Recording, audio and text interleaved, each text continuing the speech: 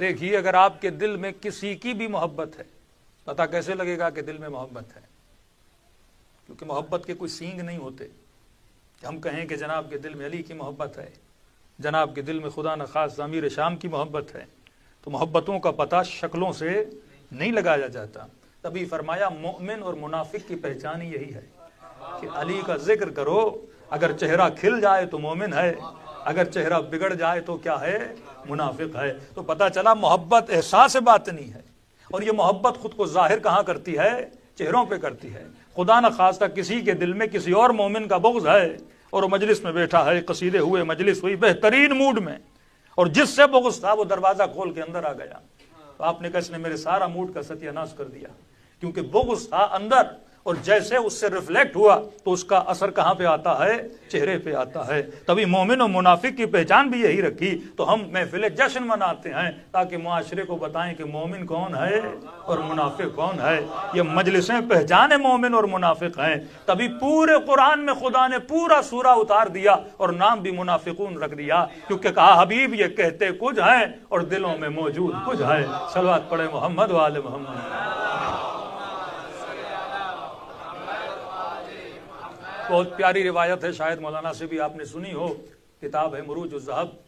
اب ظاہر ہے جس طرح آج لوگ اہل بیت کی دربار میں جاتے ہیں اور دعاؤں کے لیے درخواست کرتے ہیں کہ مولا بے اولاد ہوں کچھ دیجئے، قرض دار ہوں کچھ عطا کر دیجئے، اسی طرح ملتا ہے کہ جب نبی اس کائنات میں موجود تھے تو لوگ جاتے تھے اپنی دعاؤں کے لیے، اپنی پریشانیوں کے لیے کہ یا رسول اللہ ہمارے حق میں دعا کیجئے۔ تو لکھنے والا لکھتا ہے کہ نبی جب بھی دعا کرتے تھے، نبی کے دعا کرنے کا انداز ایک ہوتا تھا۔ بیمار آیا، پریشان آیا، قرض دار، یا رسول اللہ میرے حق میں دعا کیجئے۔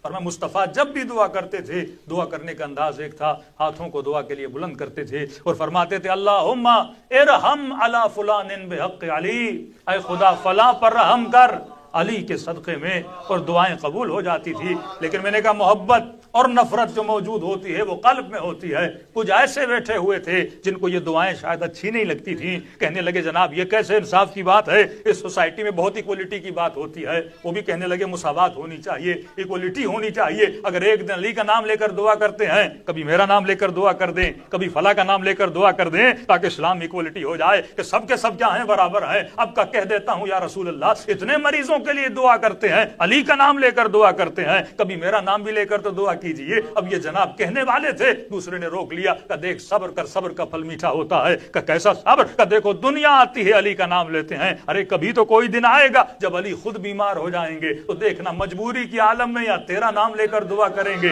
یا میرا نام لے کر دعا کریں گے۔ واقعہ گزرتا گیا اور عجیب ایک دن آیا کہ امیر المؤمنین نبی کی خدمت میں آئے اور کہنے لگے یا رسول اللہ آج طبیعت ناساز ہے، ذرا علی کے لیے دعا تو کر دیجئے۔ اور اتفاق عجیب یہ تھا، یہ دونوں بھی بیٹھے ہوئے تھے، ان کے چہرے کھل اٹھے۔ ارے وہی دن آ گیا جس کا انتظار تھا، ارے وہی دن آ گیا جس کی طلب تھی۔ اب آپس میں کوہنیاں مار کے کہنے لگے اب دیکھنا یا تیرا نام لے کر دعا کریں گے یا میرا نام لے کر دعا کریں گے۔ یہاں مصطفیٰ نے دعا کے لیے ہاتھوں کو بلند کیا اور بڑے عجیب انداز میں دعا کی، فرمایا اللہم ارحم علی علی بحق علی، اے خدا علی پر رحم فرما علی کے صدقے میں۔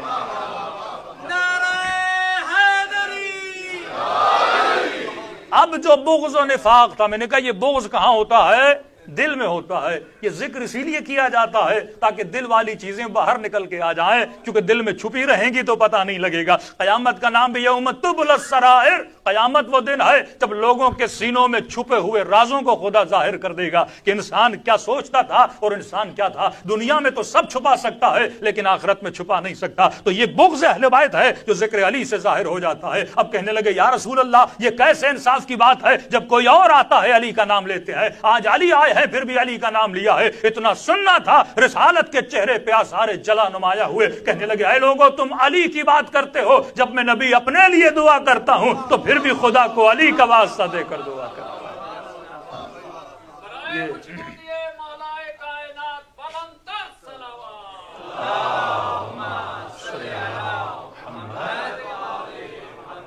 کبھی کبھی امیر المؤمنین نے رسول سے پوچھ لیا کہ یا رسول اللہ لوگ اعتراض کرتے ہیں آپ ہمارا نام کیوں لیتے ہیں؟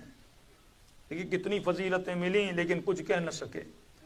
لیکن جب سب کے دروازے مسجد کی طرف بند کر دیے گئے اور ایک دروازہ علی کا کھلا رکھا، اہل بیت کا کھلا رکھا، تبھی خدا کو قسم کھا کے کہنی پڑی والنجم اذا ہوا ما ضل صاحبکم وما غوا ان هو الا وحی یوحا۔ یہ حبیب اپنی مرضی سے کچھ نہیں کہتا، یہ جتنی فضیلتیں دے رہا ہے یہ رب کی عطا کردہ فضیلتیں ہیں، اس کی زبان جنبش میں نہیں آتی جب تک پروردگار عالم کا حکم نہ دیا جائے۔ تو کہا یا رسول اللہ، لوگ اعتراض کرتے ہیں یا رسول اللہ آپ میرا نام لے کر دعا کیوں کرتے ہیں؟ اور میں علی جب دعا کے لیے ہاتھوں کو بلند کرتا ہوں پوری کائنات میں دیکھتا ہوں کہ میرے بعد خدا کو سب سے زیادہ عزیز کون ہے، سب سے زیادہ محبوب کون ہے۔ علی جب کائنات کو دیکھتا ہوں تو تیرے علاوہ مجھے کوئی نظر نہیں آتا۔ یہ مسئلہ محبت کا تھا۔ شب معراج بھی گزری ہے اور کئی لوگ بیچارے ہمارے کمزور العقیدہ جو مومنین ہوتے ہیں وہ شب معراج کے حوالے سے کچھ ایسے شعر و شاعری کرتے ہیں جس میں تھوڑا بہت کفر بھی پایا جاتا ہے، اور وہ بھی اسی پوائنٹ کی وجہ سے ہے۔ اس بات سے کوئی انکار نہیں کہ جب رسول شب معراج پر گئے اور جب اللہ نے کلام کیا اور قاب قوسین او ادنا کی منزل پہ آ کر پہنچے تو جو آواز سنی تھی اس میں لہجہ علی کا تھا۔ اس سے کوئی انکار نہیں ہے کہ جو کلام ہو رہا تھا وہ لہجہ امیر المومنین میں ہو رہا تھا۔ اب بعض لوگوں نے کیا سمجھا کہ بھائی کیا مقام ہے امیر المومنین کا، یہ تو نبی سے پہلے وہاں پہنچے ہوئے تھے۔ اور بعض شاعری میں بھی آپ نے دیکھا ہوگا کہ نبی نے یہ کلام کیا کہ علی تم تو مجھ سے پہلے یہاں پہنچ گئے ہو، تو لہٰذا ایک تقابل کی صورت انجام دے کے خدا نخواستہ کبھی رسالت کے درجے کو گھٹانا، کبھی ولایت کے درجے کو رسالت سے اوپر لے جانا۔ اب لوگوں کی یہ سمجھ میں نہیں آئی کہ جو کلام ہوا وہ تو ہوا امیر المومنین کی آواز میں، لیکن امیر المومنین کی آواز تھی یا امیر المومنین کی آواز کی مشابہت تھی؟ کیا وہ کلام خدا کا تھا یا امیر المومنین رسول سے پہلے وہاں پر پہنچے ہوئے تھے؟ یہ وہی جواب ہے کہ جب رسول نے کہا کہ علی کہ جب میں دعا کرتا ہوں پوری کائنات میں دیکھتا ہوں کہ میرے بعد سب سے زیادہ اللہ کو محبوب کون ہے، تو علی تیرے علاوہ مجھے کوئی نظر نہیں آتا۔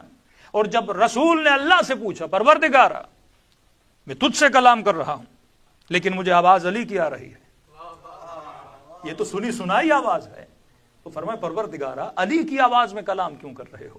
تو اللہ کی آواز آئی کہ میرے حبیب جب محبوب سے بات کی جائے اب خدا کا نہ کوئی گلا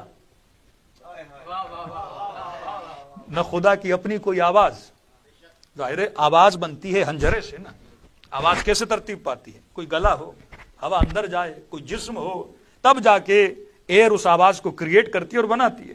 کہ حبیب میرا کوئی ہنجرا نہیں، میں جسم رکھتا نہیں، تو ظاہر کلام کروں موسیٰ سے کروں یا احمد سے کروں یا عیسیٰ سے کروں یا مریم سے کروں تو آواز کس گلے سے ہو، آواز کیسی ہو؟ اب ظاہر ہے کہ یہاں پہ اتنے مومنین موجود ہیں اور کوئی مجھ سے بات کرنا چاہے تو میں کس کی آواز کو سننا پسند کروں گا؟ تو انسان کی فطرت ہے کہ اگر محبوب کی آواز آئے تو اس آواز میں تسکین ہوتی ہے۔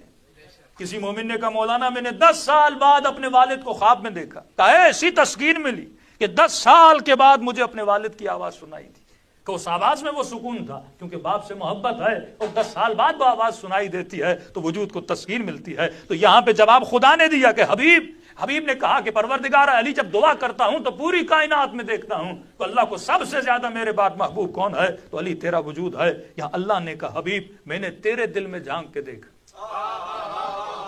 کہ میرے بعد سب سے زیادہ تیرے وجود میں محبت کس کی ہے؟ تو حبیب علی کے علاوہ کوئی نظر نہیں آیا، لہذا چاہا کہ محبوب سے محبوب کی آواز میں بات کی جائے تاکہ محبوب کو لذت و سکون عطا کیا جائے۔ صلوات پڑھے محمد و آل محمد۔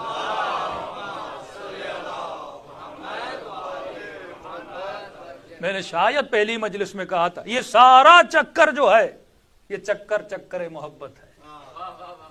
یہ پوری دنیا سمجھو ایک محبت ایک ایسا گھوڑا ہے جو آگے دوڑ رہا ہے اور انسان اس کے پیچھے پیچھے دوڑ رہا ہے۔ ورنہ بتائیے عقیق کا پتھر ہو یا مثلا سونے کا پتھر ہو یا کوئی چاندی ہو، یہ تو پتھر نہ مٹیریل چیز ہے، لیکن سونے کی ویلیو کیوں زیادہ ہے؟ کیونکہ اس کی قیمت زیادہ ہے۔ جب قیمت زیادہ ہوتی ہے تو محبت اس سے زیادہ ہوتی ہے۔ کسی سے پوچھا گیا اس جنت میں جاؤ گے جہاں حسین نہ ہو؟ کہا نہیں۔ کہ اس جنت میں جاؤ گے جہاں علی نہ ہو؟ کہا نہیں۔ لیکن بعض لوگوں سے پوچھئے جو صرف حوروں کے پیچھے ہیں، جو صرف غلمانوں کے پیچھے ہیں، جو صرف باغ و باغات و پتہ نہیں شہد اور دودھ کے پیچھے ہیں، تو ان کا تو ان چیزوں سے لینا دینا نہیں ہے نا. لیکن مومن کہے گا جنت بھی وہ اچھی جہاں حسین موجود ہو، جنت بھی وہ اچھی جہاں میرا محبوب موجود ہو. اب سب سے بڑا کمال شیطان یہ ہے اور سب سے بڑا کمال اہل بیت یہ ہے، ایک طرف معصوم کا دشمن. اب وہ چاہے لفظ شیطان صرف ابلیس کے لیے نہیں ہے، وہ شیطان کبھی یزید بن جاتا ہے، وہ شیطان کبھی فرعون بن جاتا ہے، وہ شیطان کبھی شاہ ایران بن جاتا ہے، وہ شیطان کبھی پاکستان کا نواز بن جاتا ہے. اب شیطان بدلتے رہتے ہیں، مختلف شکلوں میں بدلتے رہتے ہیں. شیطان صورت بدلتا ہے، کردار اس کا وہی رہتا ہے. شیطان کا کام کیا ہے کہ دلوں میں جو محبت کے خانے ہیں ان کو غلط چیز سے بھر دیا جائے. آپ تصور کریں کہ آپ کو خدا نے ایک ظرف دیا ہے جو قلب کی صورت میں ہے. قلب ایک ظرف ہے، قلب ایک برتن ہے. بچوں کو سمجھائیے کہ دل کیا ہے، ایک برتن ہے. ظرف کہتے ہیں برتن کو، مظروف کہتے ہیں جو چیز اس میں ڈالی جاتی ہے. اب مثلا ایک گلاس ہو، اس میں پانی ڈالا جاتا ہے. اب آپ کی مرضی ہے کہ اس گلاس میں پانی ڈالو، یا خدا نہ خاصا اس گلاس میں کوئی نجس شراب کی چیز ڈالو، یا اس گلاس میں کوئی شربت ڈالو، یا آب زمزم ڈالو. یہ میری مرضی ہے. اللہ نے دل دیا ہے، اب میری مرضی ہے کہ میں دل میں ڈالتا کیا ہوں. اب تیری مرضی ہے کہ دل میں حسین کی محبت ڈالو، تیری مرضی ہے کہ دل میں شیطان کی محبت ڈالو. مجلس کا کام یہ ہے کہ تمہارے دلوں کو حسین کی محبت سے بھر دیا جائے. کہ پوچھے مولانا مجلس میں بچوں کو کیوں لائیں، اپنی نسلوں کو کیوں لائیں؟ ارے مجلس تمہارے قلب کے ظرف کو بھر دیتی ہے. یہ مجلس ہے جو انسان کو حسین کے قریب لے جاتی ہے. یہ محفل ہے جو انسان کو عباس کے قریب لے جاتی ہے. یہ مجلس ہے جو انسان کو زینبی کردار بناتی ہے. تو مجلس ہے ظروف قلب کو بھرنے کے لیے ہے. دل خدا نے سب کو دیا ہے، وہ انگریز ہو، وہ کرسچن ہو، وہ جو ہو، وہ مسلم ہو، وہ ہندو ہو، وہ دیوبند ہو یا شیعہ ہو، دل سب کے پاس ہے. اب دیکھیے سب کی ڈائریکشن کیوں الگ ہے؟ کیونکہ دلوں کی محبتیں الگ الگ ہیں. یہاں علی کی محبت آئی تو قبلہ نجف بنا، یہاں ابو سفیان کی محبت آ گئی تو قبلہ وہابی بن گئے. تو جس کی محبت ہوتی ہے ویسا قبلہ بن جاتا ہے، ویسی ڈائریکشن بن جاتی ہے. بڑا سمپل ہے. اگر آپ نے بچے کو مومن بنانا ہے، پہلے دیکھو اس کے دل کے اندر محبت کس کی ہے. محبت علی کی ڈالو گے یہ علی کے پیچھے لگے گا. محبت اسپائڈر مین کی ڈالو گے یہ اس کے پیچھے لگے گا. جس کی محبت ہوگی اس کو فالو کرے گا. تو دشمن کا کام یہ ہے کہ تمہارے دلوں میں غلط محبتیں ڈالے، اور اہل بیت کا کام یہ ہے کہ تمہارے دلوں میں صحیح محبتیں ڈالے. کمال امام حسین یہ تھا کہ حسین نے کربلا میں ہر کے دل میں اپنی محبت کو اتار دیا تھا، اور جہاں حسین آ جائے وہاں پھر یزید کی گنجائش نہیں رہتی. صلوات پڑھے محمد وآل محمد.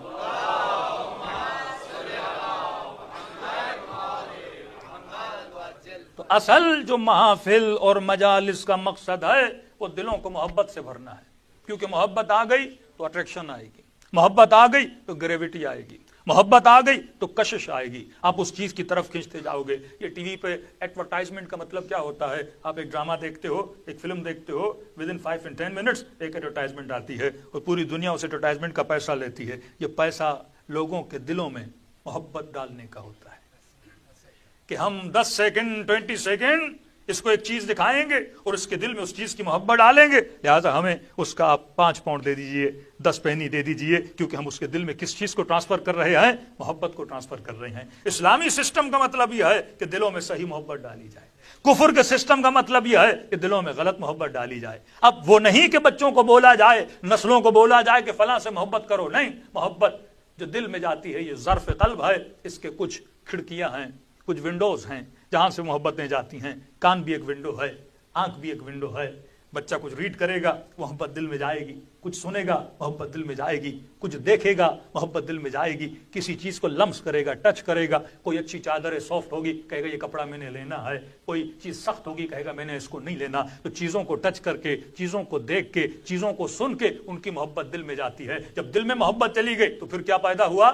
ڈیمانڈ پیدا ہو گئی. اور جب ڈیمانڈ پیدا ہو گئی تو پھر قیمت بڑھنے لگتی ہے، پروڈکٹس مہنگی ہونے لگتی ہے. کیونکہ اکثریت کے دل میں اگر پیپسی کی محبت چلی جائے، کوک کی محبت چلی جائے تو ڈیمانڈ بڑھ جاتی ہے، اس کی مارکیٹ ویلیو بڑھ جاتی ہے، اب پوری دنیا اس کے پیچھے بھاگنے لگتی ہے. تو اللہ کا کام اور اہل بیت کا کام یہ ہے کہ تمہارے دلوں میں خدا کی ڈیمانڈ کو بڑھایا جائے، حسین کی ڈیمانڈ کو بڑھایا جائے، علی کی ڈیمانڈ کو بڑھایا جائے. اب دیکھیے دنیا سوتی رہتی ہے، لیکن کچھ ایسے مومنین ہیں جو بڑی گرمیوں میں، کبھی بڑی سردیوں میں اور تکلیفوں میں پاؤں میں چھالے پڑ جاتے آتے ہیں لیکن حسین کی زری کی طرف دوڑتے ہوئے جاتے ہیں. ارے وہ کون سی چیز ہے جو تمہیں حسین کی طرف لے کر جا رہی ہے؟ کہ یہ حسین کی محبت ہے, یہ حسین کا عشق ہے, یہ حسین کا دیدار ہے جو مجھے تکلیف میں محسوس ہونے نہیں دے رہا. نہ بھوک کا پتہ چل رہا ہے, نہ تکلیف کا پتہ چل رہا ہے, بندہ پیدل چلے جا رہا ہے. تو یہ عشق ہے جو دلوں میں پیدا ہوتا ہے, اور اس عشق کی جو کھڑکی ہے یہ محفل مجلس حسین ابن علی ہے. ہر چیز کی ایک محفل ہوتی ہے. سنیما گھروں میں جاؤ گے باطل کی محبت ڈالی جاتی ہے, بیت القائم میں آؤ گے حسین کی محبت ڈالی جاتی ہے. صلوات پڑھے محمد وآل محمد.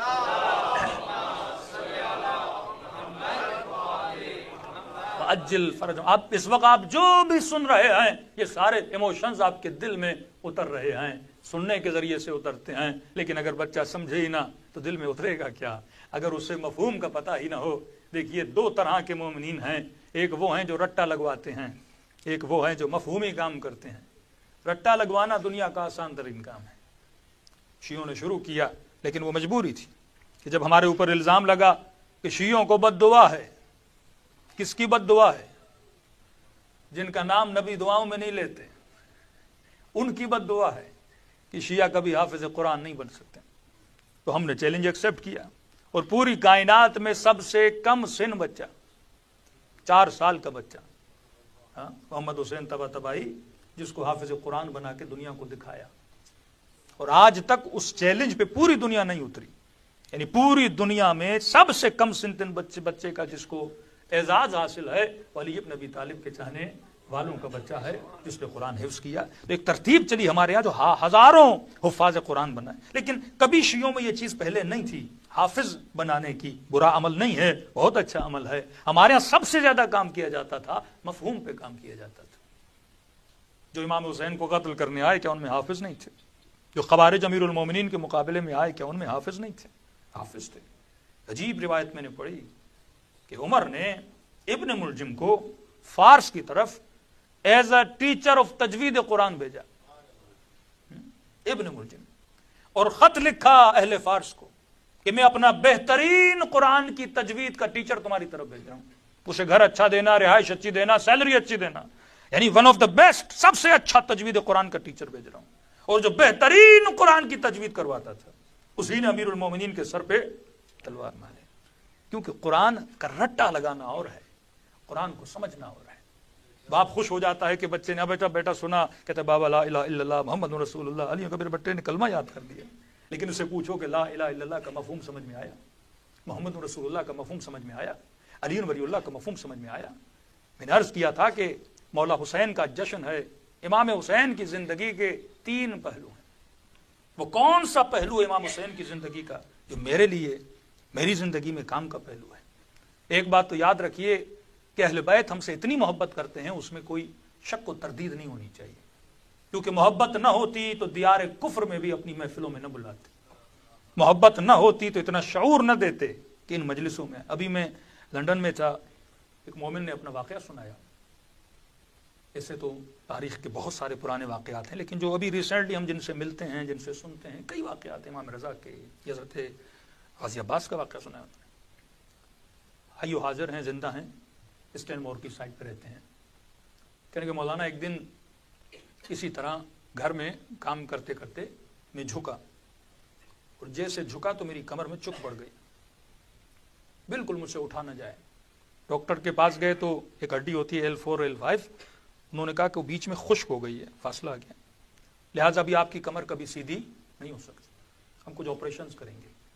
کہتے مولانا 2.5 سے 3 سال تک میری کمر ایسے جھکی رہی, میں کھڑا نہیں ہو سکتا تھا, اور کبھی کبھی مجھے کئی گھنٹوں سوچنا پڑتا تھا کہ بستر پہ میں کروٹ کیسے لوں, اور وہ درد اتنا شدید ہوتا تھا کہ میری چیخیں ہمسایوں کو سنائی دیتی تھی, ہمسائے ایمبولنس کو فون کرتے تھے اور گھر پہ ایمبولنس آتی تھی. یعنی ایک ایسا درد, ایک ایسی تکلیف سے میں دوچار تھا کہ بتا نہیں سکتا. اور ڈاکٹر نے کہا اگر آپریشن کریں گے تو چانسز ہیں 40%, یا کمپلیٹلی آپ پیرالائز ہو جاؤ گے یا شاید آپ ٹھیک ہو جاؤ. کہتا ہے وہ فارم بھی میں نے سائن کیا. اب 2.5 سال ایک بندہ سوچیں رکوع کی حالت میں ہو, 2.5 سال کا عمل سوکھ جاتی وہیں پہ انسان کی, چلا نہ جائے, سویا نہ جائے, کروٹ بدلی نہ جائے, کھانا کیسے کھائے, واش روم کی تکلیف ہے, وہ ساری تکلیف اپنی جگہ. تو ایسے ہی کسی نے کہا کہ اب آپریشن سے پہلے ایک زیارت کربلا ہوا, میں نے کہا چلا جاؤں کیونکہ پتہ نہیں اس کے بعد میں زندہ بھی رہوں کہ نہیں رہوں. اب کہہ رہا اس نیت سے نہیں گیا کہ شفا لینے جاؤں, اس نیت سے گیا کہ اہل بیت کا آخری دیدار کر لوں, اور اگر مر گیا تو قبر میں اللہ ان کی مجھے شفاعت عطا کرے. کہتا اس طرح غازی عباس کے حرم میں گیا, ڈیلی جاتا تھا, رات کو دعائیں کرتا تھا, اسی طرح جھک کے جس طرح آدمی جاتا ہے رکوع کی حالت میں, ڈیلی جاؤں اور ڈیلی آؤں. کہتا ایک دن رات کا وقت تھا, حرم میں بالکل رش نہیں تھا, تو میں حضرت عباس کی جو زری ہے اس کو بوسہ دے رہا تھا اور اپنے آخرت کے لیے دعائیں کر رہا تھا. کہتے وہاں پہ ایک عربی لباس میں ایک عرب آیا, قدابر عرب, اور پرانے زمانے کے جو کوٹس ہوتے ہیں اور کپڑے ہوتے ہیں جو عربوں نے پہنے ہوتے ہیں, جو خدام آپ نے دیکھے ہوں گے خاص طریقے کے کپڑے پہنتے ہیں, وہ میری طرف آیا اور کہنے لگا کہ ظاہر, اب دیکھا کمر میری جھکی ہوئی ہے, کہ اپنی کمر کو حضرت عباس کی زری سے مس کرو.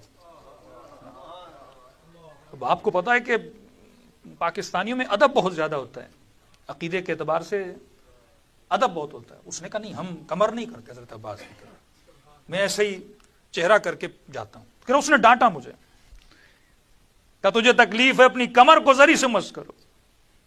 تو میں نے دیکھا کہ وہ کیا کر رہا تھا, کبھی زری پہ ہاتھ لگا کے آنکھوں پہ لگا رہا ہے, کبھی دل پہ لگا رہا ہے. جو مریض تھے وہ اپنے وجود کو حضرت عباس کی زری سے کیا کر رہے تھے, مس کر رہے تھے. کچھ نے رسیاں باندھ کے حضرت عباس کی زری کے ساتھ خود کو کیا کیا ہوا ہے, باندھا ہوا ہے. میں نے ایک بار بات نہیں مانی, مجھے ڈانٹا, کہ کمر میں تکلیف ہے, میں کہہ رہا ہوں کہ اپنی کمر کو مس کرو حضرت عباس کی زری سے. کہتے مولانا جیسے میں نے اپنی کمر کی جو تکلیف تھی اور وہ جو ریڑھ کی ہڈی تھی وہ میں نے حضرت عباس کی زری سے مس کیا, اور کہتے جیسے میں نے مس کیا جیسے ہلکا سا ایک بیٹری کا کرنٹ لگتا ہے آپ ہاتھ میں, ہلکا سا بیٹری کا جیسے کرنٹ لگتا ہے, میں نے محسوس کیا کہ میری ہڈی کو وہ کرنٹ لگا, اور جیسے کرنٹ لگا میں نے اپنی کمر سیدھی کر دی. کہتا ہے میں نے زندگی میں اتنا گریہ نہیں کیا, کیونکہ اتنے سالوں کے بعد میں نے کھڑے ہو کے اپنی پہلی نماز پڑھی, وہ بھی حضرت عباس کے حرم میں پڑھی. کہتا مجھے یقین نہیں آیا, اب میں نماز ختم ہی نہ کروں, کیونکہ اتنے سالوں کے بعد سمجھو 2.5-3 سال کے بعد بندے کو کھڑے ہو کے نماز پڑھنے کا موقع ملے. کہتا نماز پہ نماز پڑھے جاؤں. یہاں سے ہوٹل گیا, میرے چہرے پہ عجیب سی مسکراہٹ. اب ہوٹل والوں میں ظاہروں کو بھی نہیں پتا کہ میں مسکرا کیوں رہا ہوں, انہوں نے بھی محسوس نہیں کیا کہ بندہ کمر جھکا کے گیا تھا اور کمر سیدھی کر کے واپس آیا ہے. کہہ رہا ہوٹل کے 7ویں منزل پہ جاؤں, اپنے بیگ لے کے نیچے آؤں, پھر اوپر جاؤں, میں اپنا چیک اپ کر رہا تھا, اگر شفا ملی ہے تو پھر میری وہ بار بار کہیں کہ کہیں کمر میں وہ نہ ہو جائے. میں نے کہا آپ نے کچھ محسوس نہیں کیا, پہلے تو میں اوپر تک بھی نہیں جاتا تھا. وہ سارے پریشان ہو گئے, ارے تمہاری کمر کیسی سیدھی ہو گئی. میں نے کہا اس در پہ جو آتا ہے اسے عباس شفا دے کے واپس بھیج دیتے ہیں. صلوات پڑھے محمد والے محمد.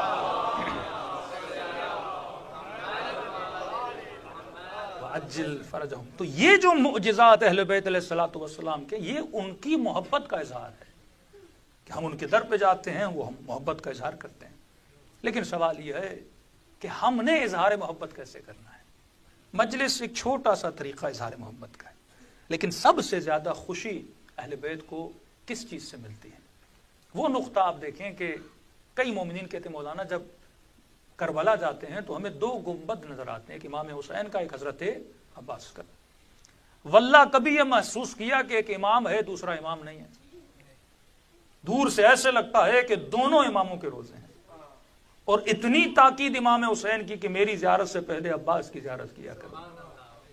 4 امام زادے ہیں جن کا مقام اتنا بلند ہے. ایک حضرت معصومہ قم جن کی زیارت کا ثواب جناب سیدہ کی زیارت کے ثواب کے برابر. ایک تہران و شہر رے میں عبدالعزیز حسنی جن کی زیارت کا ثواب امام حسین کی زیارت کے ثواب کے برابر ہے. ایک سامرہ کے راستے میں جاتے ہوئے سید احمد جن کی زیارت کا ثواب امام معصوم کی زیارت کے ثواب کے برابر ہے. چوتھے ہیں حضرت عباس علمدار جن کے لیے امام معصوم کہیں کہ روحی لک الفدا. چھٹے امام فرماتے ہیں کہ عباس میری جان تجھ پہ فدا ہو جائے. بھائی تو 4 تھے لیکن اتنا مقام حضرت عباس کو کیوں ملا؟ کیونکہ اب حضرت عباس نے اس ایک اینگل کو فالو کیا تھا. خط لکھنا امام حسین کو یہ اظہار محبت ہے. اگر خط نہ لکھتے تو محبت نہیں تھی نا. خط لکھنا بتا رہا ہے کہ کوفیوں کے دلوں میں امام حسین کا کیا تھا, عشق تھا. لیکن کہاں حبیب ابن مظاہر, کہاں عام خط جن کو امام حسین بھائی کہہ کے حبیب کو پکارے. کاظمین جائیں تو شیخ مفید یا شیخ طوسی کی قبر پہ امام زمانہ خط پڑھیں گے. ان کو بھی شیخ مفید کو بھی امام زمانہ نے کہا میرے بھائی شیخ مفید. مطلب ایک عام آدمی کا مقام اتنا بلند ہو جائے کہ فرزند زہرا اسے کہے کہ میرے بھائی، یہ مقام کب بنتا ہے؟ جب ہم اس پہلو کو کاپی کرتے ہیں۔ مختصراً بیان کر رہا ہوں، ایک اہل بیت کی زندگی کا یہ پہلو ہے کہ اہل بیت کے معجزات کیا ہیں۔ مثلا چاند کے 2 ٹکڑے کر دیے، امیر المومنین پانی پہ چلتے تھے، اپنی ٹھوکر سے مردے کو زندہ کر دیا، جو سوال کیا جائے امیر المومنین جواب دیں۔ اب سوال یہ ہے کہ یہ جو معجزات ہیں یہ صرف اور صرف اہل بیت کے ہیں، ان سے میرا کوئی لینا دینا نہیں ہے۔ ان معجزات کے سننے سے میرے ایمان میں کیا پیدا ہوتی ہے؟ تازگی پیدا ہوتی ہے۔ لیکن میں کسی مردے کو زندہ نہیں کر سکتا، میں پانی پہ نہیں چل سکتا، میں چاند کے 2 ٹکڑے نہیں کر سکتا۔ دوسرا یہ کہ بھائی امام حسین کیا پہنتے تھے، امام حسین کیا کھاتے تھے، امام حسین کا گھر کیسا تھا۔ کئی لوگ جاتے ہیں نجف میں مولا علی کا گھر دیکھ کے آتے، مومنہ نے میسج کیا کہ مولانا میرے شوہر نے میرا جینا حرام کر دیا۔ میں نے کہا کیا ہوا؟ کہ نجف جا کے امیر المومنین کا گھر دیکھ کے آئے کہ اب یہ بڑا گھر بیچوں گا، آج کے بعد ہم چھوٹا گھر لیں گے، اور جیسے امیر المومنین کا چھوٹا گھر تھا ویسی زندگی ہم بتانا شروع کر دیں گے۔ تو ایک یہ پہلو ہے کہ واقعا اہل بیت کیسے گھروں میں رہتے تھے، کیسی سواریاں تھیں، اس پہلو کو بھی ہم پریکٹیکلی کاپی نہیں کر سکتے۔ نہ ویسے گھروں میں آج ہم رہ سکتے ہیں، نہ وہ جو کی سوکھی روٹی ہم کھا سکتے ہیں، نہ 1000 رکعت نماز ہم پڑھ سکتے ہیں، ہماری استطاعت میں نہیں ہے۔ دوسرا ٹائم وائز ہر زمانے کی اپنی فیسلٹیز ہوتی ہیں۔ اگر اس زمانے میں گھوڑے پہ سواری کرتے تھے تو آج کیا ہم گھوڑوں پہ سواری کریں؟ ایک بچے نے اچھا کوشچن کیا کہ مولانا بار سننے میں آتے ہیں نا بچے امام زمان آئیں گے، اکثر فلموں میں دکھاتے ہیں گھوڑے پہ آئیں گے۔ تو میں نے کہا کیا مطلب مولا گھوڑے پہ جائیں گے، آپ لینڈ کروزر پہ جاؤ گے؟ یہ کیسی آپ کی سوچ ہے کہ امام زمان آئیں گے اور دا ٹائم کی جو ٹیکنالوجی ہوگی اس ٹیکنالوجی کو کیا کریں گے، ریجیکٹ کر دیں گے؟ تو میں نے کہا یہ بتاؤ، ایک بندہ گھوڑے پہ جائے، ایک بندہ گاڑی پہ جائے، پہلے کون پہنچے گا؟ تو اگر مولا نے معجزے سے ہی پہنچنا ہے تو تیل عرض کریں گے، پھر گھوڑے پہ کیوں جائیں گے؟ اس زمانے کی سواری اگر خچر تھی تو خچر پہ، اونٹ تھی تو اونٹ پہ، ہاتھی ہوگا تو ہاتھی پہ، گھوڑا ہوگا تو گھوڑے پہ۔ آج کے زمانے کی سواری اگر گاڑی ہے تو گاڑی پہ۔ مسئلہ شریعت کا ہے، اگر سواری حلال ہے تو اس پہ سوار ہونا حرام نہیں ہے۔ اس زمانے کے جو کپڑے تھے وہ زمانے کے تھے، آج کے زمانے کے جو کپڑے آج کے زمانے کے ہیں۔ اس زمانے کے کھانے تھے کہ مولانا مجلس میں نیاز کا ہے کہ بریانی ہے کہ نہیں، اہل بیت نے کبھی بریانی نہیں کھائی۔ ہم بریانی نہیں کھائیں گے، ہم سویاں اور کسٹر نہیں کھائیں گے، جو اہل بیت کھاتے تھے ہم وہی کھائیں گے۔ جناب والا ایسا کچھ بھی نہیں ہے۔ اس زمانے میں وہ جو پہنتے تھے یا کھاتے تھے وہ اپنے زمانے کے حساب سے کھاتے تھے۔ اب پوری دنیا تو عربستان میں نہیں رہتی نا، کوئی ایران میں رہتا تھا، کوئی زمانے میں ہندوستان میں رہتا تھا۔ ہر زمانے کے اپنے کپڑے اور اپنا لباس ہوتا ہے، اس میں کوئی حرج نہیں ہے۔ تو پہلا پہلو اہل بیت کے معجزات جن کو پریکٹیکلی ہم فالو نہیں کر سکتے۔ دوسرا یہ کیا کھاتے تھے، کیا پیتے تھے، کیسا لباس تھا، اس کو بھی ہم پریکٹیکلی فالو نہیں کر سکتے۔ تیسرا پہلو اہل بیت کی زندگی کا جس کو عباس نے فالو کیا، جس کو سیدہ زینب نے فالو کیا، جس کو حبیب ابن مظاہر نے فالو کیا، جس کو امام خمینی نے فالو کیا، جس کو شہید حسینی نے فالو کیا، جس کی امت کے علماء نے فالو کیا، وہ تھا امام حسین کے بتائے ہوئے اصول۔ اصول یہ تھا کہ ظالم کے مقابلے میں کھڑا ہونا، یہ حسین کا اصول تھا۔ شجاعت کا مظاہرہ کرنا، یہ حسین کا اصول تھا۔ اپنے امام زمانہ کے ساتھ وفا کرنا، یہ عباس کا اصول تھا۔ اب شاید آپ کہیں کہ مولانا یو کے میں رہتا ہوں، بریڈ فورڈ میں رہتا ہوں، کھانا کون سا کھاؤں؟ میں نے کہا مولا اگر بتانے پر آئے تو اس زمانے میں پزا نہیں تھا، اس زمانے میں برگر نہیں تھا، تو امام نے اصول بتا دیا کہ وہ کھاؤ جو حلال ہو، وہ کھاؤ جو طیب ہو، وہ کھاؤ جو طاہر ہو۔ آپ نے بچے کو اصول بتا دیا۔ اب دنیا کے کسی بھی کونے میں جائے گا یہ پہلے دیکھے گا حلال ہے کہ نہیں ہے۔ پھر کہا کہ مولانا کپڑے کون سے پہنے، امام نے اصول بتا دیا، لباس وہ پہنا جس میں حیا پایا جاتا ہو، جس میں عفت پائی جاتی ہو۔ تو اگر اصول کو فالو کیا جائے تو دنیا بھی آباد ہے، آخرت بھی آباد ہے۔ صلوات پڑھے محمد و آل محمد۔ ہمارے گھروں میں اگر بے چینیاں ہیں اس کا سبب بھی یہ ہے کہ ہم اہل بیت کے بتائے ہوئے اصولوں پہ نہیں چلتے۔ ہم کچھ پریکٹیکلی چیزیں کر کے گھروں میں چلے جاتے ہیں، لیکن واقعاً پریکٹیکلی میرے گھر میں امام حسین کے اصول ہیں، ابی عبداللہ الحسین کے اصول ہیں، ابو الفضل العباس کے اصول ہیں۔ ہمارے ایک دوست تھے مشہد میں مزاحن ایک جملہ بولتا ہوں کہ 2 مولوی ہمیشہ خوش رہتے ہیں، اس کے علاوہ جو مولویوں کا طبقہ ہے وہ زیادہ خوش نہیں رہتا۔ ایک مجلس پڑھنے والا مولوی، دوسرا تعویذ لکھنے والا مولوی، یہ دونوں ہمیشہ بہت خوش رہتے ہیں، لیکن مجلسی مولویوں سے پھر تعویذی مولوی زیادہ خوش رہتے ہیں۔ باقی جو تیسرا بیچارہ چوتھا طبقہ ہے پیش اماموں کا، اور وہ نارملی پریشانیوں کا دوچار رہتا ہے. پھر وہی ڈیمانڈ کی بات آ گئی نا. تو ایک خاتون نے فون کیا کہ مولانا فلاں مولانا ہے ایک مشہد میں، آپ جانتے ہیں؟ میں نے کہا ہمارے دوست ہیں. کہا کہ انہوں نے کافی ٹائم پہلے ہمارے گھر میں شوہر کے ساتھ انبن تھی تو انہوں نے ہمیں چینی دی تھی، اور الحمدللہ چینی کا اثر بڑا تھا، اور جو شکایت ہمیں شوہر سے تھی وہ شکایت کیا ہو گئی؟ دور ہو گئی. ٹائم نہیں دیتے تھے، محبت کا مسئلہ تھا، وہ سب کچھ ہمارا دور ہو گیا. تو میں نے کہا آپ کو ہم سے کیا چاہیے؟ کب ان کا کانٹیکٹ نہیں مل رہا، لہٰذا اگر آپ وہ چینی بھیج دیں تو ہمارے گھر میں پھر سے وہ مسائل بپا ہو گئے ہیں. تو میں نے کہا کہ چینی انگلینڈ میں نہیں ملتی، کہ شوگر وہاں نہیں ملتی؟ کہا نہیں وہ پڑھی ہوئی شوگر تھی، اس پہ انہوں نے کچھ دم کیا ہوا تھا. اچھا، میں نے کہا کتنی بھیجی تھی؟ کہا انہوں نے کوئی 1 کلو بھیجی تھی. تو میں نے کہا کہ کیا ہوا کہ نہیں مولانا، ہدیہ بھی ہم اچھا دیتے ہیں. کتنا دیا تھا؟ کہ میں نے 500 پاؤنڈ دیے تھے 1 کلو چینی کے. میں نے کہا یہ تو ہم سے بھی آگے نکل گیا، 1 کلو چینی کے 500 پاؤنڈ. اب دیکھیے سائیکولوجیکلی پرابلم. اصول اگر زندگی میں نہ ہو، اگر یہ شروع سے اہل بیت کے اصول پہ عمل کرتی تو اس کی زندگی آباد ہو جاتی. اب میں نے اس دوست مولوی کو بھی بچانا تھا اور اس کو بھی سمجھانا تھا. ظاہر اس کی روزی پہ بھی ہم نے لات نہیں مارنی، تو میں نے اس کو اشاروں کے نایوں میں سمجھایا. اتنا ان کو نہیں سمجھایا جتنا آپ کو سمجھا رہا ہوں. اب ہوتا یہ ہے کہ مثلاً کوئی خاتون فون کرے گی، مولانا صاحب شوہر کے ساتھ بنتی نہیں ہے. ٹھیک ہے بھائی، کیا کریں؟ وہ کہ ٹھیک ہے میں دعا پڑھ کے دیتا ہوں. تو پہلے پوچھے گا کہ آپ کے شوہر کو کیا پسند ہے. میٹھا کھاتے ہیں؟ میٹھے کے بڑے شوقین ہیں. اچھا میٹھے میں کیا پسند ہے؟ کسٹرڈ پسند ہے، سویاں پسند ہے کہ نہیں مولانا؟ چائے بہت پیتے ہیں. ٹھیک ہے. اب کہے گا میں آپ کی طرف چینی بھیج رہا ہوں کہ شوہر کو کم از کم دن میں اگر 4 کپ پیتا ہے تو آپ نے 5 پلانے ہیں، اور اس چائے کے کپ میں آپ نے چینی ملا کر دے دینی ہے. اب پہلے کیا ہوتا تھا کہ میاں جب گھر آتے تھے، مرد ظاہر تھکا ہوا ٹوٹا ہوا کام سے بزنس سے گھر آیا، اب انتظار میں ہے کہ بیوی کوئی چائے کا کپ لائے تاکہ سر کا درد دور ہو جائے. اب چائے کے کپ کے آنے سے پہلے بیویاں 10 سوال کرتی ہیں، کہاں تھے، دیر کیوں کی، فلاں چیز لائے کہ نہیں لائے. وہ کہے گا پہلے چائے کا کپ تو لاؤ پھر باتیں کرتے ہیں. نہیں پہلے جواب دو. تو گھر میں انبن ہو جاتی تھی. اب اس کی یہی پریشانی تھی کہ بیوی چائے کا کپ نہیں لاتی. اب مولوی کے کہنے کا اثر کیا ہوا؟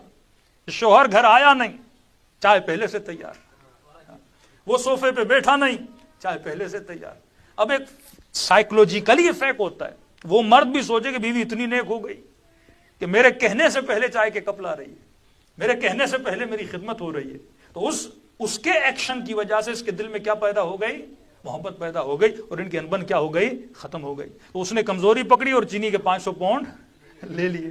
اگر پہلے دن سے اہل بیت کے بتائے ہوئے اصولوں پہ انسان عمل کرتا ہے. امام معصوم کیا فرماتے ہیں کہ شوہر کو کیسا ہونا چاہیے، بیوی کو کیسا ہونا چاہیے. کہ مولا بیوی کیسی ہو؟ فرمایا بیوی کو کھلے ہوئے پھول کی طرح ہونا چاہیے.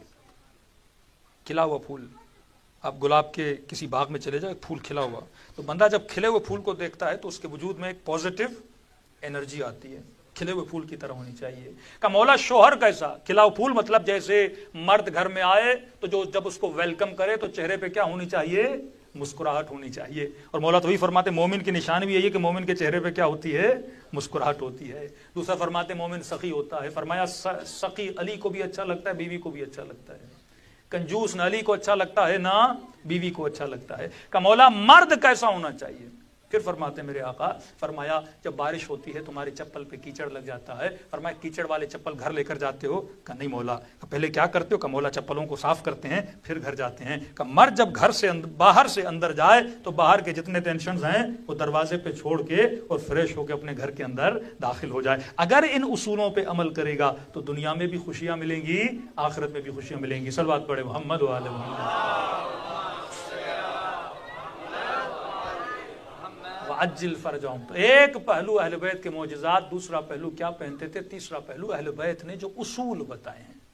یہ گھروں میں ناچاکیاں، یہ ڈائیورس کا ریشو اوپر جانا، یہ خیانتیں جو گھروں میں ہوتی ہیں، ان سب کا سبب یہ ہے کہ ہم نے ان اصولوں کو فالو نہیں کیا تو اہل بیت علیہ الصلوۃ والسلام نے بتائے ہیں. ہم فزیکل چیزیں بناتے گئے. میں نے کراچی والوں کے لیے مثال دی تھی کہ ہم نے پاکستان میں شیعہ سوسائٹیز بہت بنائی، المہدی سوسائٹی، امام رضا سوسائٹی، فلاں سوسائٹی. لیکن جب ان سوسائٹیز میں ہم ان ہوئے تو کہیں بھی ہمیں کوئی پریکٹیکلی شیعہ نظر نہیں آیا. شیعہ سوسائٹی کا مطلب جس سوسائٹی میں شیعہ رہتے ہیں وہاں کے جو کھانے ہیں وہ بھی ویسے ہونے چاہیے، وہاں کا جو لباس ہے وہ بھی ویسا ہونا چاہیے۔ یو کے سے ایک جوان گیا کہ مولانا میں کراچی کے شیعہ سوسائٹی میں گیا کہ بہترین پارک بنا ہوا ہے، صبح میں واکنگ کے لیے نکلا، مجھے ایک بندہ نظر نہیں آیا سوسائٹی میں، پارک بنا ہوا ہے پر کوئی واکنگ کرنے کے لیے آنے کے لیے تیار نہیں ہے۔ اصل جو اصول اہل بیت کے تھے، ہم نے بلڈنگز بنائی ہیں پر ہم نے کریکٹر بلڈنگ نہیں بنائی، ہم نے جگہیں بنا دی ہیں لیکن ہم نے انسان کے اندر نہیں بنائی۔ اور مجھے افسوس ہوا، میں نے ایک جوان سے لندن میں ڈسکس کیا، بڑا ایکٹیو جوان تھا، تو میں نے کہا واقعاً ایسی سوسائٹی ہماری کوئی نہیں ہے جہاں پہ واقعاً اس سوسائٹی میں بندہ ان ہو تو اسے محسوس خوشبو آئے اہل بیت علیہ الصلوۃ والسلام، ان کے بچوں کو دیکھ کر یہ محسوس ہو کہ واقعاً یہ سوسائٹی کسی مومن کی سوسائٹی۔ تو اس نے کہا مولانا یہاں پہ کرسچن کی سوسائٹی ہے۔ مجھے تعجب ہوا، یہاں پر کہ ہاں کا ایک سوسائٹی ہے، تقریباً 350 گھر ہیں اس میں۔ ان کا نظریہ یہ ہے کہ ہم سب کس کا انتظار کر رہے ہیں؟ جیزس کا، حضرت عیسیٰ کا۔ تو کہتے ہیں کہ ہم انتظار کیوں کر رہے ہیں؟ کہہ رہے ہیں جیزس آئیں گے، لوگوں کو خدا کے ساتھ ملائیں گے، انصاف قائم کریں گے، سوسائٹی میں بری عادتیں نکالیں گے۔ کہ پھر ہم انتظار کیوں کریں؟ جو کام انہوں نے آ کر کرنا ہے ہم آج سے سٹارٹ کر دیں۔ شیعہ امام زمانہ آئیں گے یہ کریں گے، بھائی جناب جو آ کر وہ کریں گے تو آج سے شروع کیوں نہیں کرتا؟ یعنی ویٹنگ میں ہو کہ وہ آئیں ظلم کو ختم کریں، وہ آئیں سچائی کو بڑھاوا دیں، وہ آئیں غیبتوں کو ختم کریں، آپ کیوں نہیں آج سے شروع کرتے؟ کہا ان کا یہ رزلٹ ہے۔ میں نے کہا مجھے آپ لے کر جاؤ، میرے پاس دن بھی ایک تھا، انہوں نے اپوائنٹمنٹ لی اور ہم کافی دیر سے پہنچے، کوئی دوپہر 3:30 4 بجے، اور انہی کرسچن کی سوسائٹی میں ہم نے نماز بھی پڑھی، بڑے اچھے طریقے سے انہوں نے ویلکم کیا۔ اب عجیب سے 300 گھر تھے سوسائٹی میں۔ پہلی دفعہ میں نے ایسے کرسچن دیکھے جو بیٹا باپ آپس میں ایک گھر میں ساتھ رہ رہے تھے۔ دوسرا میں نے دیکھا وہاں کی ہر خاتون کے سر پہ چھوٹا سا جو پہنتے ہیں کرسچن دوپٹے ٹائپ وہ پہنا ہوا تھا، ہر خاتون نے فراک پہنا ہوا تھا، سب کا لباس جو تھا وہ سملر تھا۔ کہا کہ اس سوسائٹی کے تقریباً 300 سے 400 لوگ اس سوسائٹی میں رہتے ہیں اور ہم سب مل کے ایک ٹیبل پہ کھانا کھاتے ہیں۔ پھر وہ مجھے اس کچن میں بھی لے گیا اور ایک ٹیبل بھی دکھائی جہاں پہ وہ سب لوگ ساتھ مل کے کھانا کھاتے تھے۔ میں نے کہا گھروں کا رینٹ کا فری، میں نے کہا کھانا کا فری، میں نے کہا ایجوکیشن کا، ہمارے اپنے اسکول ہیں فری، میں نے کہا یونیورسٹی اگر کوئی پڑھنا چاہے کا وہ فری۔ میں نے کہا جناب یہ اسٹور آپ کے کھانے کا سپر مارٹ بنا ہوا تھا، یہاں کسی کوئی پیمنٹ نہیں ہے؟ کہا نہیں، میرے جیب میں بھی کوئی کارڈ نہیں ہے، مجھے پتا بھی نہیں میرا بینک بیلنس کتنا ہے، جو چیز چاہیے ہوتی ہے سپر مارٹ سے ہم اٹھاتے ہیں، ہر چیز ہمیں فری مل جاتی ہے۔ تو میں نے کہا آپ سوسائٹی کو رن کیسے کرتے ہو؟ کہ ہمارے چرچ بنے ہوئے ہیں، ایک سوسائٹی کا اصول ہے اس سوسائٹی میں کسی کو بھی گوسپ کی اجازت نہیں ہے، غیبت یہاں منع ہے۔ مثلا ابھی اس ہال میں 200 لوگ موجود ہیں، ایک رول بن جائے بھائی یہاں غیبت کرنا منع ہے، کوئی کمیٹی بنے، کوئی کچھ بھی بنے، کہ غیبت ہماری پوری سوسائٹی میں، اگر کسی کو کسی بھائی سے مسئلہ ہے وہ چرچ میں جا کے چرچ کے مولوی کو بولے گا، کسی اور کو اس کو بولنے کی اجازت نہیں ہے، یا اس بندے کو خود بولے گا۔ کہ اس اصول کی وجہ سے اتنے سال ہو گئے ہماری سوسائٹی میں کوئی جھگڑا نہیں ہوا، کیونکہ ہم نے حضرت عیسیٰ کے اصول کو کیا کیا ہے؟ فالو کیا ہے۔ میں نے کہا آپ کی سوسائٹی رن کیسے ہوتی ہے؟ اس سوسائٹی کے سارے اخراجات کہاں سے چلتے ہیں؟ سوسائٹی کے بیچ میں انہوں نے ایک فیکٹری بنائی ہوئی تھی، کہ صبح یہ چرچ جاتے ہیں، فیکٹری میں سارے لوگ آ کے کام کرتے ہیں، پھر ساتھ مل کے کھانا کھاتے ہیں، سو جاتے ہیں، سوسائٹی کا کارخانہ چلتا ہے، اس کی آمدنی سے ساری سوسائٹی چلتی ہے، اور بچے میں دن میں 5 ٹائم کہاں جاتے ہیں؟ چرچ میں جاتے ہیں، حضرت عیسیٰ کی تعلیمات کو سیکھتے ہیں۔ رات کے 2 بجے بھی اگر کوئی بھائی، وہاں پہ بردرہڈ کا کلچر تھا، اخوت کا وہاں پہ انہوں نے بنایا ہوا تو رول، کسی بھی دروازہ کھٹکھٹائے گا کوئی بندہ یہ نہیں بول سکتا کہ میں آپ کی مدد نہیں کر سکتا، کیونکہ ہم پیدا ہی اس لیے ہوئے ہیں تاکہ ایک دوسروں کی کیا کریں؟ مدد کریں۔ صلوات پڑھیں محمد و آلہ محمد۔ یہ المیہ ہے، واقعاً المیہ ہے، واقعاً آج ظواہر کو ہم بہت فالو کر رہے ہیں، لیکن جس سے ہم نے انسپائر کرنا تھا، دنیا کو انسپائر کرنا تھا کہ کونوا لنا زینا ولا تکونوا لنا شینا، ہمارے لیے باعث زینت بننا، کبھی باعث ذلت نہ بننا۔ ایک ابو ذر نے آج کے سارے لبنانیوں کو شیعہ بنایا، ابو ذر کی تبلیغ کا اثر تھا۔ کبھی کبھی ایک انسان کا اچھا اخلاق پورے معاشرے کو کیا کرتا ہے؟ بدل دیتا ہے۔ اہل بیت کے پاس حکومت نہیں تھی، ظاہری طور پہ پیسہ اتنا نہیں تھا، لیکن کس طریقے سے اہل بیت نے اپنی تبلیغ کو جاری رکھا، اور واقعاً آج پوری کائنات میں ان کی تعلیمات کے نتیجے میں اگر کسی کا سر فخر سے بلند ہے وہ حسین ابن علی کے چاہنے والوں کا سر ہے۔ صلوات پڑھے محمد وعلہ۔ ایک معجزہ اور زحمت کو تمام کروں کہ واقعاً اہل بیت جتنی ہم سے محبت کرتے ہیں، امام حسین ہم سے جتنی محبت کرتے ہیں، ہم سے کوئی اتنی محبت نہیں کرتا۔ ہر امام کسی نہ کسی صفت کے حوالے سے مشہور ہے۔ مولا علی کی شجاعت، مولا علی کا علم، امام حسن کی سخاوت، امام حسین کا صبر اور امام حسین کی شجاعت، امام زین العابدین کے سجدے، امام محمد باقر، امام جعفر صادق علیہ الصلوۃ والسلام کا علم، امام موسیٰ کاظم کا صبر۔ اب یہ نہیں کہ ہر معصوم کی اگر ایک صفت بہت مشہور ہے تو وہ دوسرے معصوم میں نہیں، فرماتے نہیں۔ اگر امام حسین امام موسیٰ کاظم کے زمانے میں ہوتے ان کی صفت والکاظمین الغیظ ہوتی، اگر امام کاظم امام حسین کے زمانے میں ہوتے تو ان کا لقب صبر اور شجاعت کا ہوتا۔ مخصوص زمانے میں مخصوص صفات اہل بیت کی ظاہر ہوئی اور ہمیں بتایا گیا کہ ان صفات کو کیا کرو، انسان کو فالو کرنا چاہیے۔ ایک مومن کربلا گیا، واقعاً آج کی نسلوں کے لیے میں ہمیشہ بولتا ہوں کہ ہدیہ ہے امام زمانہ کا آج آپ کے لوگوں کے لیے۔ اس ہدیے کی صورت میں امام زمانہ نے آپ کو 40 امام حسین عطا کیا ہے۔ اسپیشلی ان سوسائٹیز میں رہنے والے لوگوں کے لیے میری ایک گزارش ہے، اگر آپ چاہتے ہو کہ آپ کی بچیں کربلا سے انسپائر ہوں، اس اصول زندگی امام حسین سے انسپائر ہوں، تو ان کو کم از کم سال میں کربلا ضرور لے جاؤ۔ کربلا میں سخاوت کا جذبہ، ایثار کا جذبہ، صبر کا جذبہ اور عشق امام حسین کا جذبہ آپ کو ملتا ہے۔ یہ کچھ ایرانی جوان سے فرماتے ہیں کہ ہم کربلا گئے 40 کی واک میں، تو کہتے ہیں چلتے چلتے ایک بوڑھا ہمیں ملا، کوئی 70-75 سال کا، اور بار بار منتیں کرنے لگا کہ آپ ہمارے گھر میں آئیے اور امام حسین کے صدقے میں ایک کھانا ہمارے گھر میں کھا لیجیے۔ تو ہم نے کہا پیٹ بھرا ہوا؟ اس نے کہا نہیں، یہ نہیں سمجھو کہ میں تمہیں بلا رہا ہوں، میں اس لیے کھڑا ہوا ہوں کہ کبھی اس راستے سے آل رسول بھی گزرے تھے، اور کیونکہ ہم اس زمانے میں نہیں تھے ان کی خدمت نہیں کر سکے، تو اب ہم ان سے محبت کرنے والوں کی کیا کر رہے ہیں، خدمت کر رہے ہیں۔ جب ہم آپ کے پاؤں دباتے ہیں تو یہ سوچ کے نہیں دباتے کہ ہم آپ کے دبا رہے ہیں، ہم یہ سوچتے ہیں کہ امام زین العابدین کے پاؤں دبا رہے ہیں، ہم یہ سوچتے ہیں کہ آل رسول تھکے ہوئے ٹوٹے ہوئے یہاں سے گزرے ہوں گے، لہٰذا آپ کی خدمت کر رہے ہیں۔ کہتے ہیں اس بوڑھے کا دل رکھنے کے لیے ہم اس کے گھر چلے گئے۔ کہتے ہیں مولانا ان گھر میں بٹھایا اور جلدی جلدی سے گیا، میرے پاؤں سے جرابیں اتاری کہ آپ تھوڑا ریلیکس ہو جائیں، میں بھی سفرہ لگاتا ہوں۔ کہتا جلدی سے اس نے سفرہ لگانا شروع کیا۔ اتنے میں اس کے گھر میں ایک بہت بڑی پکچر لگی ہوئی تھی دیوار پہ۔ پکچر بڑی عجیب تھی۔ اس پکچر میں ہم نے کیا دیکھا، ایک قبر ہے، ایک تابوت ہے، اور ایک تابوت میں ایک مردہ سو رہا ہے۔ ہم نے کہا لوگوں کے گھروں میں جاؤ تو امام کا روزہ، کوئی زیارت، یہ کیسا گھر ہے کہ جس میں تابوت اور قبر؟ ہم نے کہا بوڑھے یہ تابوت کا کھانا کھا لے، میں بتاتا ہوں۔ کہتے کھانا کھا لیا، تجسس ہوا۔ ہم نے کہا بتاؤ یہ پکچر کیا ہے؟ کہتا ہے اسی پکچر کو دیکھ کے آج تک میں نے خود کو حسینی بنایا ہوا ہے۔ کیا ماجرا ہے؟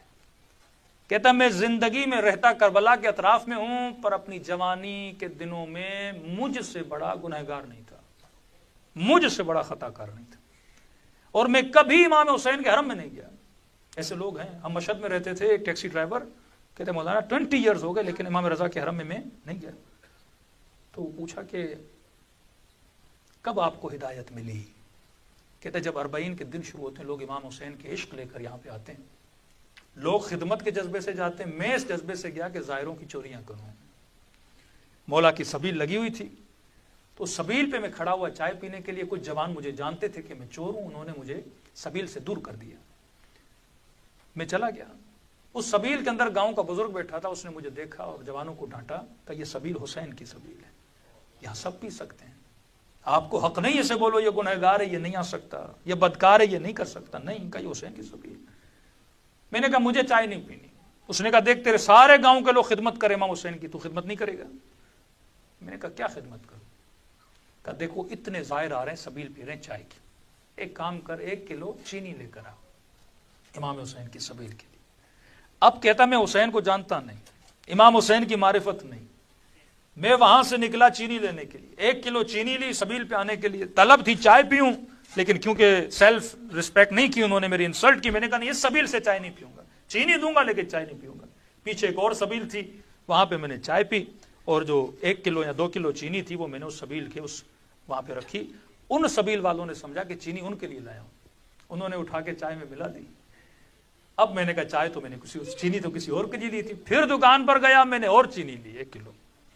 اب جب دوسری چینی لینے گیا تو کہہ رہا میری طبیعت خراب ہوئی، گویا مجھے اٹیک آیا اور وہیں پہ میری روح پرواز کر گئی۔ کہتا میں اپنے بدن کو دیکھ رہا ہوں، لوگوں کی بھیڑ دیکھ رہا ہوں، محسوس ہو رہا تھا میں خواب دیکھ رہا ہوں، لیکن نہیں، غسل ہوا، کفن ہوا، میرے جنازے کو اٹھا کر قبرستان لے جایا گیا، کہ بالکل اسی تابوت کی طرح میرا جنازہ تابوت میں تھا، منکر و نکیر کھڑے تھے، عذاب کے فرشتے، اور میرے اوپر عذاب ہی برسائے جا رہے تھے۔ کہ اس شدید تکلیف میں مجھے ایک ٹھنڈی ہوا کا جیسے جھونکا آتا ہے، ایک راحت جیسے محسوس ہوتی ہے، اور ایسی آواز جس میں سکون ہی سکون تھا وہ میرے کانوں سے ٹکرائی، اور اس آواز نے ان ملائکوں کو مخاطب کیا کہ یہ میرا دوست ہے، اسے تکلیف نہ دو۔ کہ تو میں پریشان ہوا، میرا تو دنیا میں کوئی ایسا دوست نہیں تھا جو اتنا بلند مرتبہ ہو کہ مجھے اس عذاب سے آ کر بچائے۔ ملائک نام اعمال لے کے کھڑے ہیں، اس میں کچھ بھی نہیں ہے کہ جو میرے لیے سبب نجات بنے۔ کہتا ہے جیسے مڑ کے میں نے دیکھا نا، یہ کون ہے جو آ رہا ہے، چہرہ نورانی، اور ملائکوں نے بڑے ادب سے جھک کے کہا السلام علیکہ یا ابا عبداللہ الحسین۔ کہتا ہے پہلی مرتبہ امام حسین پہ نگاہ پڑی، اب سمجھ نہیں آ رہی کہ امام حسین مجھے دوست کیوں کہہ رہے ہیں، مجھ جیسا گنہگار، مجھ جیسا بدکار۔ ملائک بھی پریشان ہیں کہ مولا یہ آپ کا دوست کیسے ہو سکتا ہے۔ کہتے اس وقت امام حسین نے پیار بھرے جملے کہے، اور میں اگر میرا دوست نہ ہوتا میری سبیل پہ چینی لے کر لے جاتا۔ جب رشتہ ہوتا ہے تو بندہ قربانی دیتا ہے، جب محبت ہوتی ہے تو بندہ کچھ کرتا ہے۔ کہ جتنوں نے دی جنت کی لالچ میں دی، جتنوں نے دیا یہ سوچا کہ امام حسین کچھ دیں گے آخرت میں اور قبر میں، لیکن یہ تو مجھے جانتا بھی نہیں تھا۔ اس نے 1 کلو چینی لے کر آئی تو تعجب سے کہتے کہ مولا حسین اتنے زیادہ گناہ 1 کلو چینی کیا کرے گی؟ امام نے فرمایا اس 1 کلو چینی کے اندر جتنے چینی کے دانے تھے، اس 1 کلو چینی کے اندر جتنے چینی کے دانے تھے، ہر دانے کے بدلے میں اس کا ایک گناہ مٹایا جائے۔ ملائکوں نے فور کر دیا کہ مولا اب بھی گناہ زیادہ ہے۔ امام نے کہا 1 کلو چینی لینے گیا تھا، کہ مولا لی تو نہیں تھی، کہ اگر زندہ ہوتا تو لے کر آتا، اس کے بدلے میں بھی ایک دانے کے بدلے میں گناہ مٹایا جائے۔ کہ پھر مٹایا گیا، پھر بھی کہا کہ مولا حسین اب بھی گناہ زیادہ ہے۔ کہ اسی طرح تابوت میں سو رہا تھا، حسین نے میرا ہاتھ پکڑ کے مجھے اٹھایا کہ اب دنیا میں واپس جا اور حر بن کے پھر حسین کی ملاقات کے لیے واپس آ۔ کہ یہ جو دیکھ رہے ہو یہ کرم حسین ابن علی ہے۔